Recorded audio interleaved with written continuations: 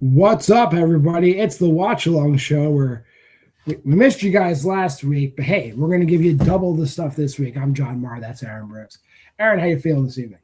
Good. Double the pleasure, double the fun. That's a statement of a great mint with Letterboxd fun.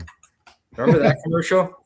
I remember that. I remember Double Mint Gum. Yeah, we're not sponsored. No, we're not yet. We're working on it.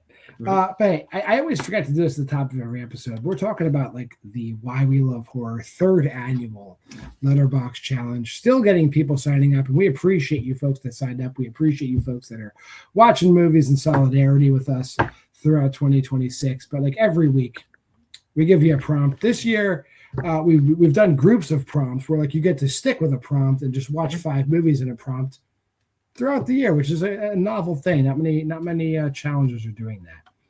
So now we're into this new prompt where we're talking about book adaptations, but we put a caveat on it. You can't watch a Stephen King adaptation because that is half of the book adaptations that exist. So Aaron, we'll start with you. You watched one that was chronologically first. What's the first movie you watched? It's probably first on like the Letterboxd list because this is a classic. It's Eyes Without a Face. Directed by George Franzou.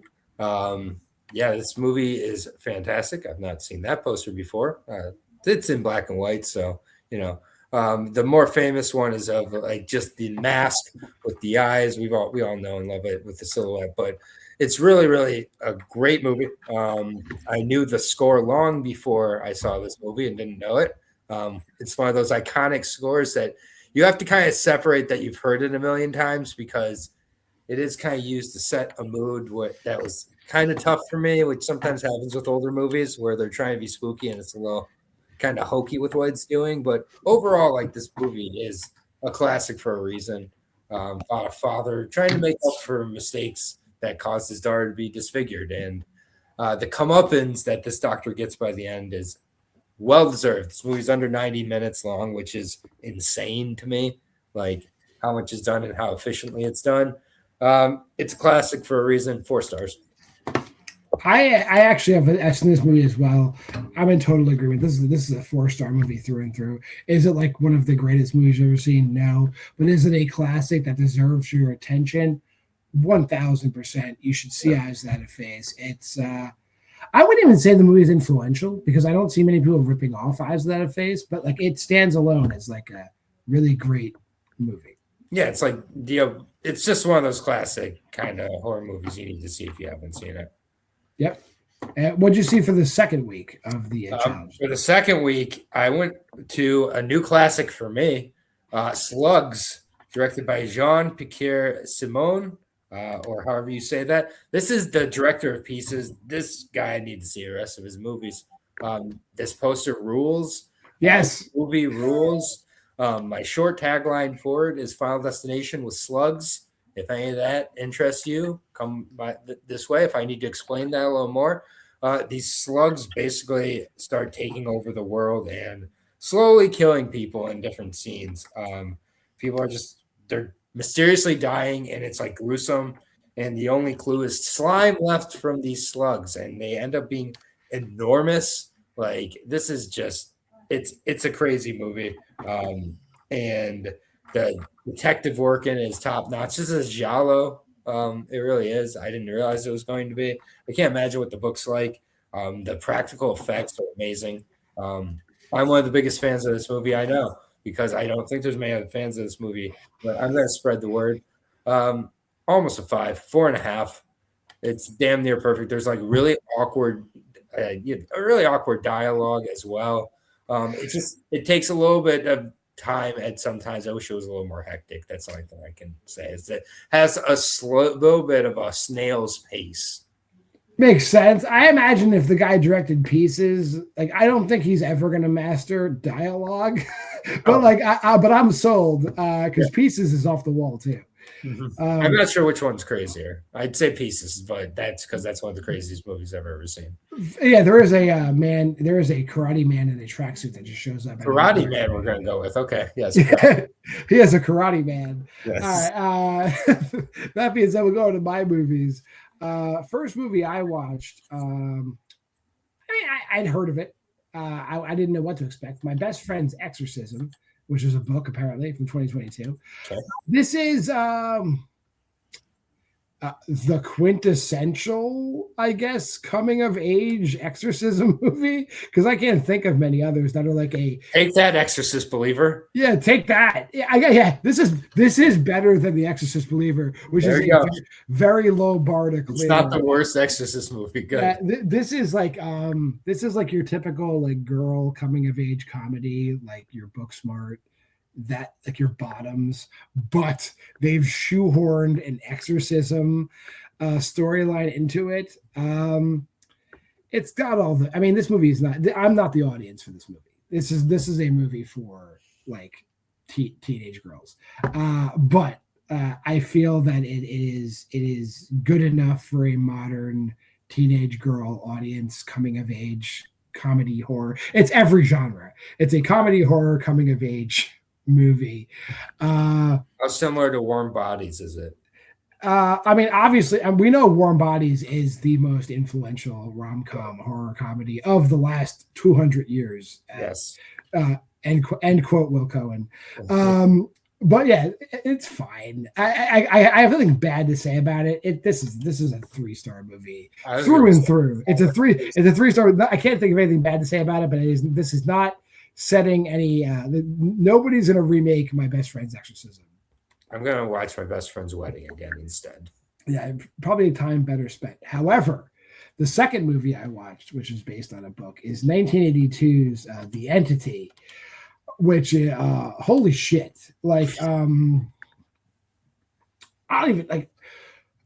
wish there was some separation between this movie and Poltergeist, because this is Poltergeist for adults is like the best way to put this movie. It's like, this is, I don't know if have you seen this movie? No, I've never even heard of it. It is Barbara Hershey plays a single mom who's had a life. She's had a life. She's holding it together, but for no rhyme or reason whatsoever, a poltergeist enters her home, and it is a sexual assaulting poltergeist.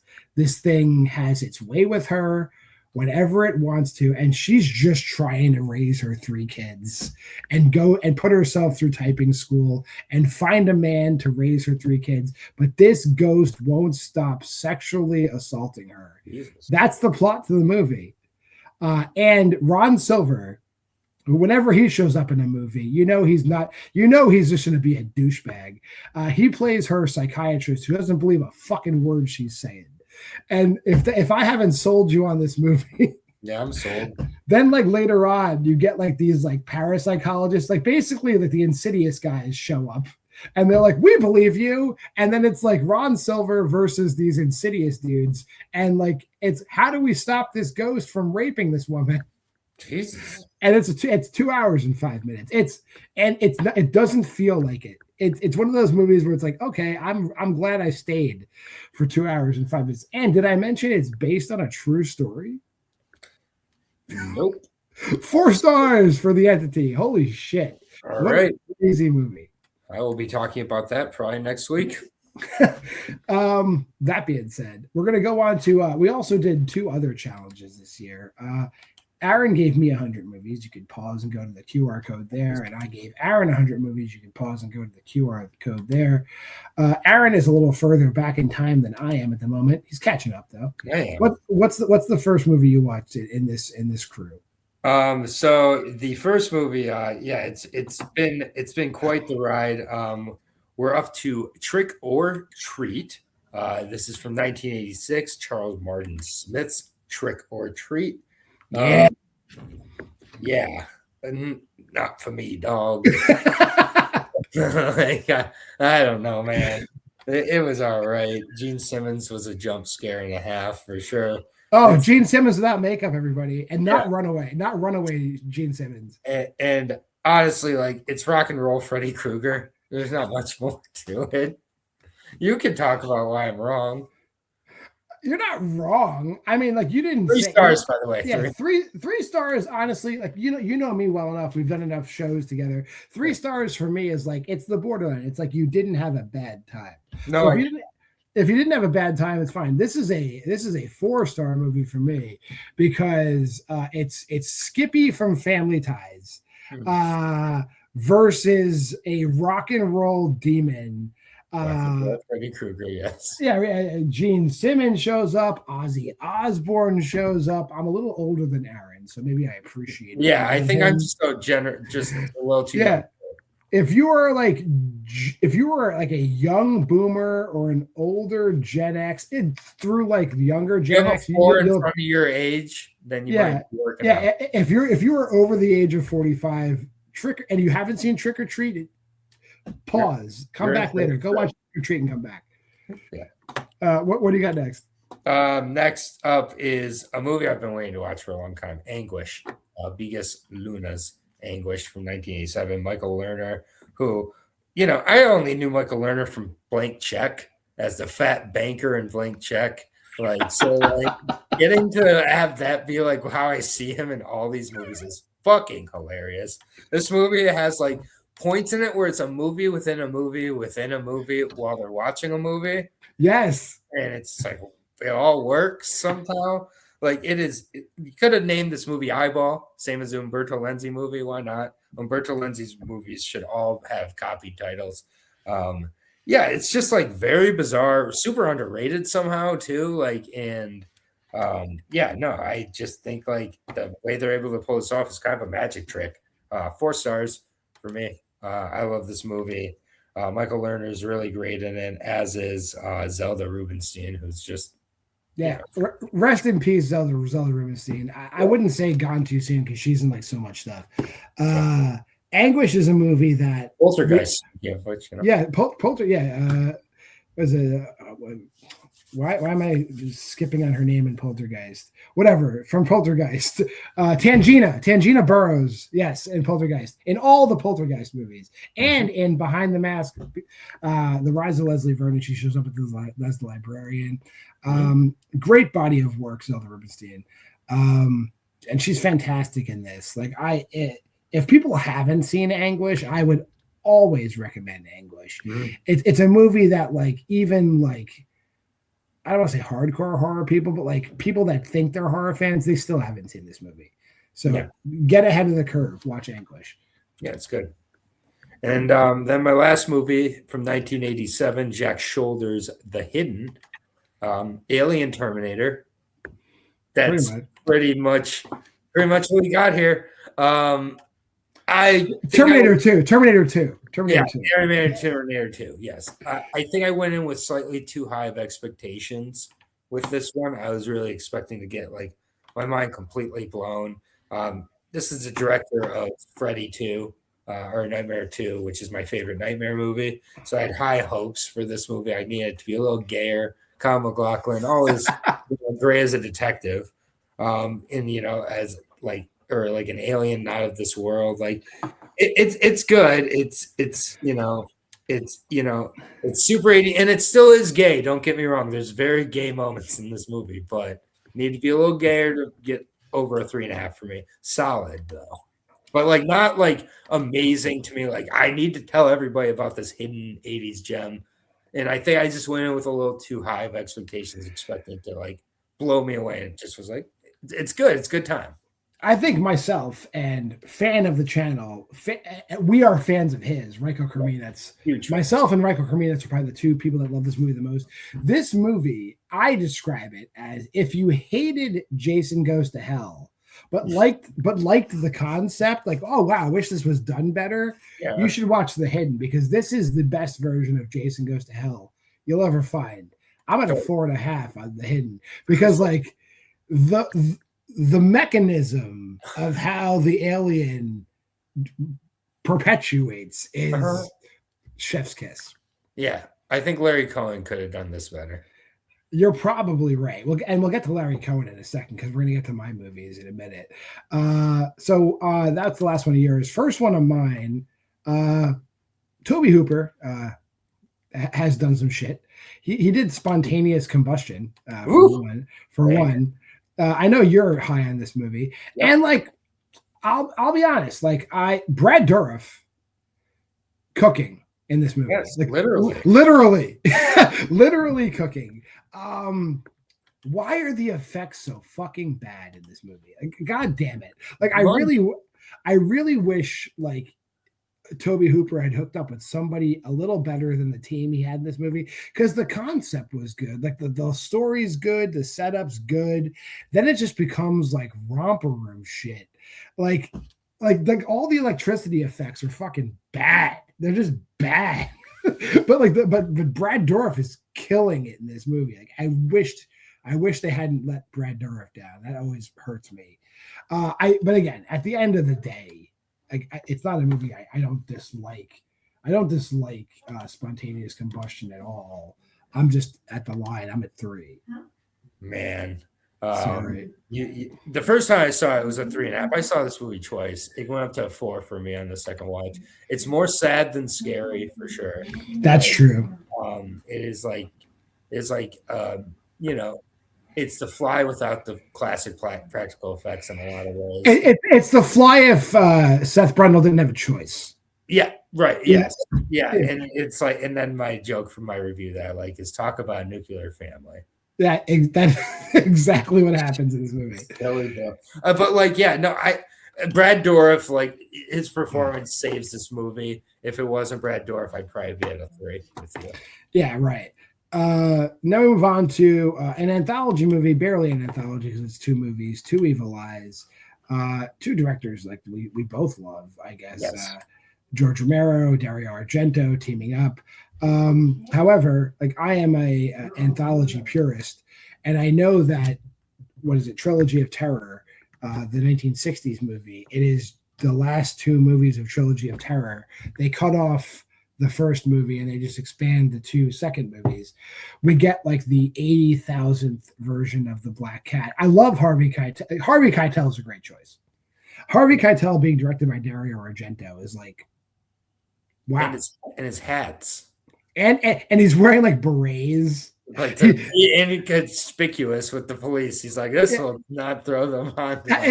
The fact that he goes from 0 to like 459 like immediately. He's like a good enough guy, and then all of a sudden he's like, what the fuck you, you fucking bitch.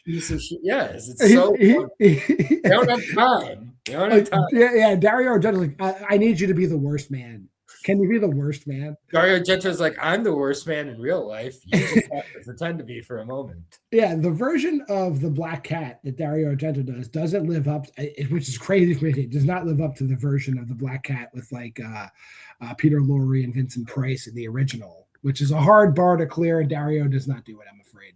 However, George Romero shatters the Valdemar story from Trilogy of Terror, which also had Vincent Price in it. So like and we were talking about it before we went on the air. It's weird that like Romero excels and Argento fails. Mm-hmm.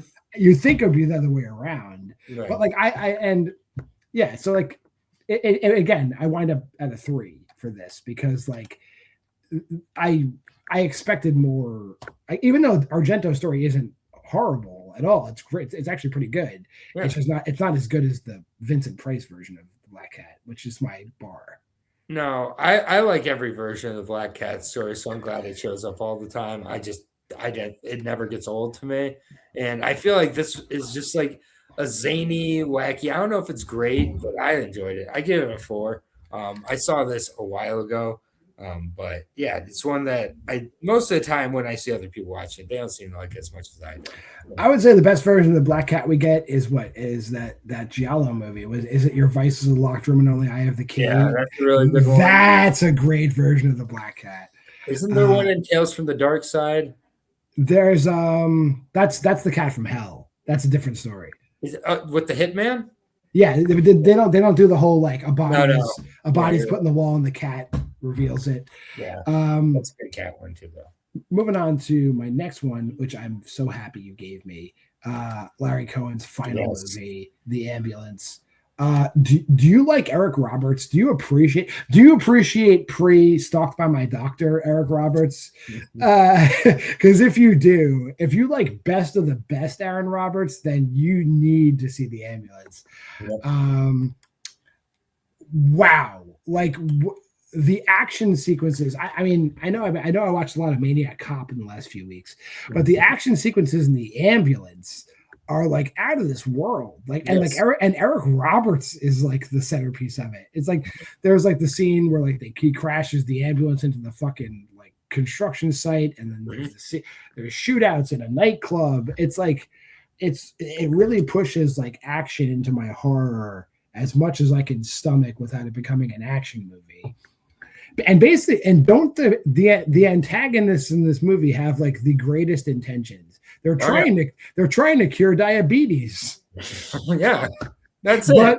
But we're gonna kill whoever the fuck we need to cure diabetes. Yes. Wow. Like this movie screams. This is the year 1990 to me. This is a 4-star movie. Yeah, through and through. I agree. And Eric Roberts' mullet is immaculate in this movie as well. Peak Eric Roberts. Really strong Eric Roberts mullet. 4 stars for me as well. And I just love Larry Cohen. Yeah. Thank you so much for everything you've done. Yeah, my final movie is 1990s also, Death by Temptation. I really wish the director didn't cast himself as the lead. I did. It really takes me out of the movie.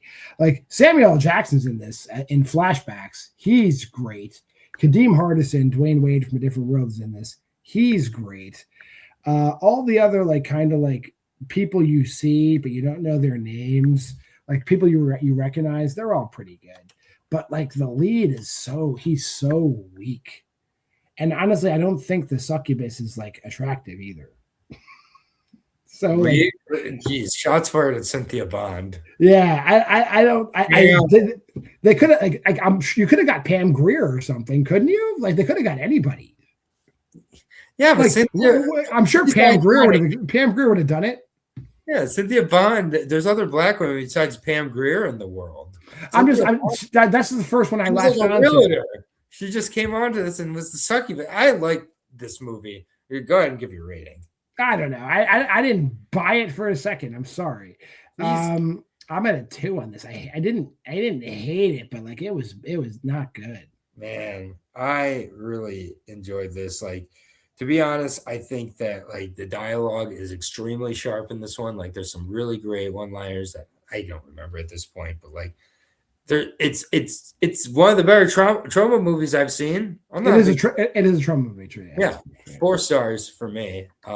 Like we'll just be apart on this one. I do consider this one of the like iconic 90s black horror movies. Like, and I do think it has its spot. Cynthia Bond, if she's not attractive to you, which is perfectly fine, I think her performance is really engaging and enticing. And James Bond, not a great actor. Directing wise, I think he deserved another shot. Like his directing is really. I wish he had done more. Because this seems like a freshman effort. You know what I'm saying? It does. I've seen worse first efforts where directors do great stuff later. Look at Scott Derrickson. You know, like I mean, he could have done more. I also really like the music in this as well. Like, this is one we'll just not agree on, and that's okay. Yeah. Not a first here on Why We Love Horror, but it doesn't happen that often. However, if you made this far in the video, like, comment, subscribe, and share. Go to the Facebook group at Why We Love Horror. Check out the all the challenges. Letterboxd challenge there. Yes. Pause and go. My 100 movies right there. Aaron's 100 movies right there. And that'll do it. Hey, we'll see you next week here on the Why We Love Horror Watch Along show. I'm JWMaher. That's Aaron Brooks. Tune in next time.